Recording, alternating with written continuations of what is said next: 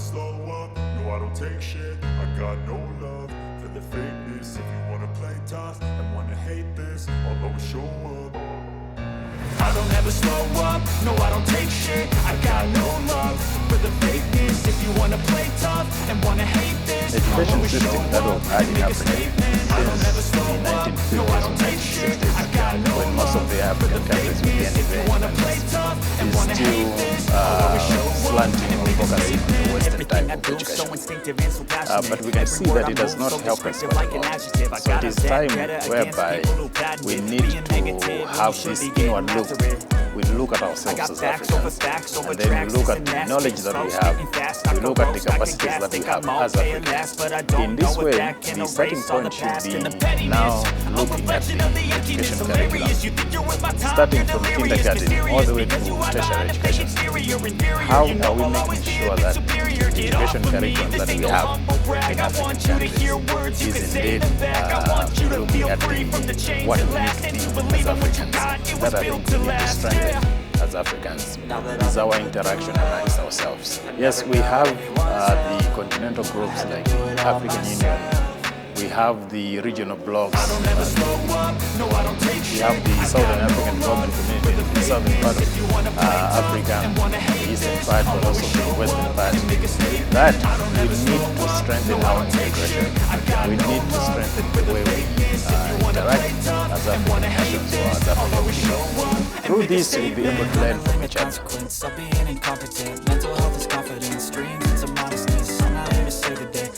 We have failed ourselves. I think governments across the continent.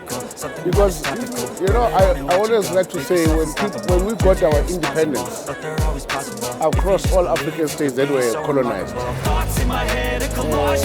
we were first emotional, you know, and secondly irrational at some point. Because we forgot the aspect that we cannot teach values and principles. If we can look at our children today, they like what American pop culture or European pop culture.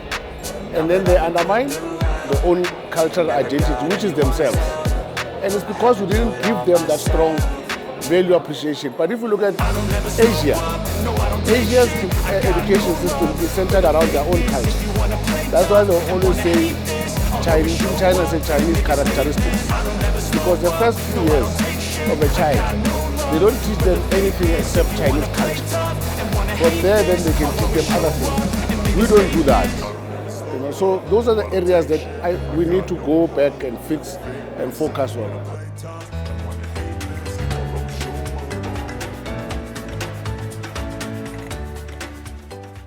Technology is not only an opportunity to catch up with the rest of the world, but to become Pan-African, united as a people.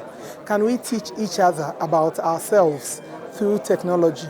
Can we learn a common history, where we have come from and how we have worked with each other? A lot of us know the history of the Americas, the history of the Europeans. Do you know about Ghana? Very well, apart from football.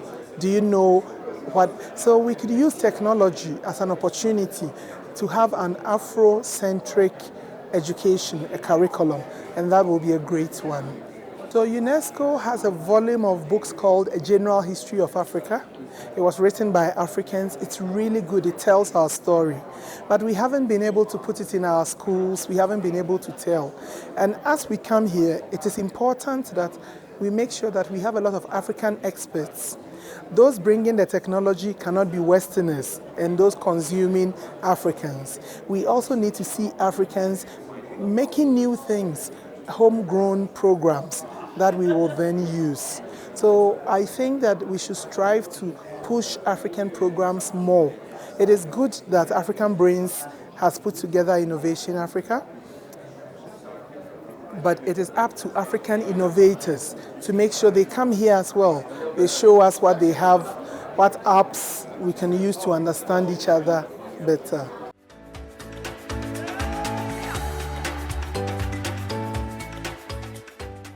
We are living in an era that we are considering the education systems that we have been having in terms of content, in terms of the structure, and noticing that we need to do reform, a reform both in the curriculum and a reform both in the structure, so that the curriculum then can be able to respond to our current global needs as Africa being part of the global society and having the youngest workforce. Then we reform our education content to develop skilled manpower that can help the entire group. Noticing that the curriculum that is going to train our people has to be in a way that our people can work within the region and can work globally.